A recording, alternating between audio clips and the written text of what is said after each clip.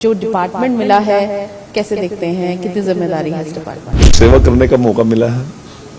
मेरे मुख्यमंत्री जी ने मुझ पर विश्वास किया है। इन चीजों को कभी कोई लोग कंसीडर नहीं करता था, वो चीजें हमारी सरकार ने की। और पक्ष के लोगों को चिंता करने की जरूरत नहीं है। पहले भी हमने कहीं भेदभाव नहीं किया हमारी सरकार ने। अभी तक कांग्रेस का नेता कौन होगा प्रतिपक्ष, ये सामने नहीं। कांग्रेस के तो यही झगड़े चलेंगे, कभी घर में चलते हैं, कभी घर से बाहर चलते हैं, उनके सड़कों पर ये मामले रहने हैं। हरियाणा के कैबिनेट मिनिस्टर कृष्ण बेदी जी हमारे साथ हैं और जो डिपार्टमेंट उन्हें मिला है सोशल जस्टिस, अंत्योदय, SCBCs के जो वेलफेयर के लिए बातचीत करते हैं। डिपार्टमेंट में किस तरीके से आगे काम करेंगे, क्योंकि कल ही चार्ज संभाला है। तो सबसे पहले तो बहुत बहुत मुबारकबाद। और जो डिपार्टमेंट मिला है कैसे देखते हैं, कितनी जिम्मेदारी है इस डिपार्टमेंट? देखिए, समाज कल्याण और SCBC वेलफेयर, हॉस्पिटलिटी, ये सभी सेवा का डिपार्टमेंट है और सेवा करने का मौका मिला है।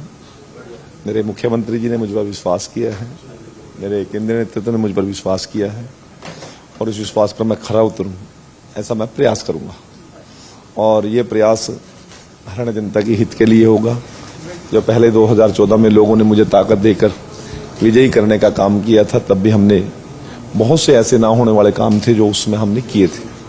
पहले बाप दादाओं के नाम पर यूनिवर्सिटियों के नाम रखे जाते थे, महापुरुषों के नाम पर नाम रखने का विश्वविद्यालयों का हमारी सरकार ने शुरुआत की। भगवान वाल्मीकि जी के नाम पर हमने मुंदड़ी में यूनिवर्सिटी बनवाई, हमने विश्वकर्मा जी के नाम पर पलवल में यूनिवर्सिटी बनवाई, डॉक्टर BR अम्बेडकर जी के नाम पर सोनीपत में यूनिवर्सिटी बनवाई, संत कबीर जी के नाम पर मुख्यमंत्री आवास का नाम रखा गया और संत शिरोमणि रविदास जी के नाम पर हमने मेडिकल कॉलेज फतेहाबाद में बनवाया। बाबा बंदा सिंह बहादुर जी के नाम पर यमुनानगर में और लोहगढ़ के अंदर वो कार्यक्रम किए। इसी प्रकार से गुरु गोविंद सिंह जी के नाम पर हमने यमुनानगर में इस प्रकार के स्मारक और यादगार स्थल बनाने का काम किया। तो इन चीजों को कभी कोई लोग कंसीडर नहीं करता था, वो चीजें हमारी सरकार ने की। सफाई कर्मचारियों की कोई सुध लेने वाला नहीं था। सफाई कर्मचारी आयोग बनाया तो हमने बनाया, BC आयोग बनाया तो हमारी सरकार ने बनाया, SC आयोग का गठन किया तो हमारी सरकार ने किया। और इसी प्रकार से बेटी बचाओ बेटी पढ़ाओ अभियान के तहत भ्रूण हत्या पर लगाम लगाने का काम किया तो हमारी सरकार ने किया। आखिरी टेल तक पानी जाएगा, इस बात की चिंता की तो मनोहर लाल जी ने की। 24 घंटे हरियाणा प्रदेश में बिजली मिलेगी तो उसकी चिंता की तो हमारी सरकार ने की। बिना पर्ची और बिना खर्ची रोजगार की गारंटी देने का काम किया तो हमारी सरकार ने की। सुप्रीम कोर्ट ने जो वर्गीकरण को लेकर जजमेंट दी थी और उसे हरियाणा में लागू किया गया है। आज मुलाकात भी हुई है मुख्यमंत्री जी के साथ, पदाधिकारी आए थे सर CW के, क्या बातचीत हुई? देखिए, बहुत बड़ा इशू था ये। हमारी सरकार 2014 में बनी और हमने लोगों से उस समय बात किया था कि आरक्षण में आरक्षण देने का हम काम करेंगे। लोगों ने हम पर विश्वास किया, परंतु माननीय उच्च न्यायालय और सर्वोच्च न्यायालय की बहुत सी चीजें ऐसी थी जो हमारे सीमाओं से बाहर थी। हमने 2020 के अंदर शिक्षा के अंदर वर्गीकरण में हिस्सेदारी उस वंचित और शोषित समाज को देने का काम किया जो वर्षों से इस पीड़ा को झेल रहा था। 1982 से हमारी ये मांग चली थी, बड़े संघर्ष इसमें हुए, कोर्टों के मैटर थे और बहुत सी सरकारों ने हमारी अनदेखी भी की, परंतु 2020 के अंदर हमने शिक्षा में वर्गीकरण में आरक्षण देने का काम किया और लोगों को एक विश्वास हुआ कि ये सरकार ऐसी है जो अंतिम पायदान पर खड़ा व्यक्ति है उसकी चिंता करने वाली सरकार है।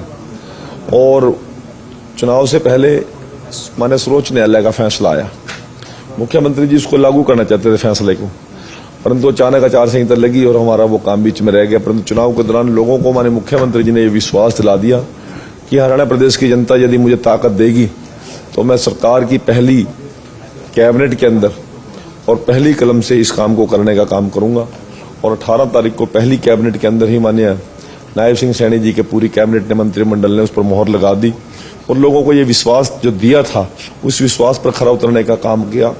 तो इसके लिए लोगों में बेइंतहा उत्साह था, बेइंतहा जोश था और हरियाणा प्रदेश के प्रत्येक कोने से DSC वर्ग के लोगों ने इसका जश्न मनाया। आज वो सभी लोग मुख्यमंत्री आवास पर मुख्यमंत्री जी का धन्यवाद करने के लिए आए थे, चाहे उसके अंदर हमारे पूर्व विधायक थे, पूर्व मंत्री थे, पूर्व सांसद थे, मौजूदा विधायक थे और हमारे संत समाज के लोग थे, हमारे सामाजिक और धार्मिक संगठन सभी यहाँ पर आए और मुख्यमंत्री जी को ये विश्वास दिया कि जिस ताकत को आपने हम तक देने का काम किया उस ताकत को हम आपके लिए समर्पित करते हैं। और मुख्यमंत्री जी ने भी उनको बड़े खुले मन से उनका स्वागत किया, उन लोगों को ये विश्वास दे दिया कि कि आप हिम्मत कीजिए, मैं आपके साथ खड़ा हूं। और मुख्यमंत्री जी ने यह भी कहा कि आने वाले दिनों के अंदर लोगों ने इच्छा की थी कि हम आपका भव्य स्वागत करना चाहते हैं और लाखों लोग हम इकट्ठा करेंगे। तो मुख्यमंत्री ने उसकी जिम्मेवारी भी मुझे दी है कि बेदी जी इसकी तैयारी कीजिए, मैं उस कार्यक्रम में आऊंगा। एक सर, जो कांग्रेस के एमएलएज हैं उनका ये कहना है कि सरकार को बधाई जरूर है, लेकिन जो कांग्रेस के जो विधायक जहां से जीते हैं उन्हें इग्नोर ना किया जाए। देखिए, विधानसभा में 90 लोग चुन के आए हैं, वो पक्ष के विपक्ष के डेमोक्रेसी का एक स्वरूप है ये। और लोकतंत्र के अंदर हरियाणा एक, हरियाणवी एक की तर्ज पर हरियाणा सरकार चलती है, तो विपक्ष के लोगों को चिंता करने की जरूरत नहीं है। पहले भी हमने कहीं भेदभाव नहीं किया हमारी सरकार ने, चाहे समान पानी का वितरण था, चाहे समान रोजगार का वितरण था, चाहे बिजली का वितरण था, समाज जो किसान को मजदूर को जो सुविधाएं देने की बात थी हमने कभी अनदेखी नहीं की। मनोहर जी के टाइम में भी यही था, नायब सैनी जी के टाइम में भी यही है। वो अपनी जो योजनाएं हैं बना के लाए मुख्यमंत्री जी, बड़े खुले मन से हैं, जातों जनता के लिए उन्होंने दरवाजे खुले छोड़ रखे हैं, तो इसलिए मुझे नहीं लगता कि कहीं कोई दिक्कत आने वाली है। विधानसभा सेशन है सर 25 को, लेकिन अभी तक कांग्रेस का नेता कौन होगा प्रतिपक्ष ये सामने नहीं। देखिए, कांग्रेस की कांग्रेस जाने, हमें क्या लेना उनसे, परंतु हम 24 तारीख को हमारे विधायक दल की मीटिंग हमारे मुख्यमंत्री जी का निवास स्थान पर होगी और 25 तारीख को विधायकों को शपथ समारोह होगा। हम तो अपनी तैयारी में लगे हुए हैं, अपनी योजनाओं को इम्प्लीमेंट करने में लगे हुए हैं। कांग्रेस के तो यही झगड़े चलेंगे, कभी घर में चलते हैं, कभी घर से बाहर चलते हैं, उनके सड़कों पर ये मामले रहने हैं। और लोगों ने कांग्रेस के बारे में अब चिंता करने और सोचना भी बंद कर दिया और कोई उनकी ज्यादा परवाह भी कर नहीं रहा। पराली को लेकर एक बार फिर से एक दूसरे पर आरोप लगाए जा रहे हैं, दिल्ली हरियाणा पर आरोप लगा रही है। देखिए, कल मुख्यमंत्री जी मुझे चार्ज देने के लिए यहाँ पर आए थे, उन्होंने बड़े विस्तारपूर्वक, शायद आप भी होंगे उस प्रेस में, मुख्यमंत्री जी ने एक एक बिंदु को बड़े बारीकी से छूने का काम किया और मुख्यमंत्री जी जो बयान दिया बड़ा सोच समझ के दिया। मैं इसमें आरोप प्रत्यारोप की कोई बात नहीं है। बहुत बहुत शुक्रिया।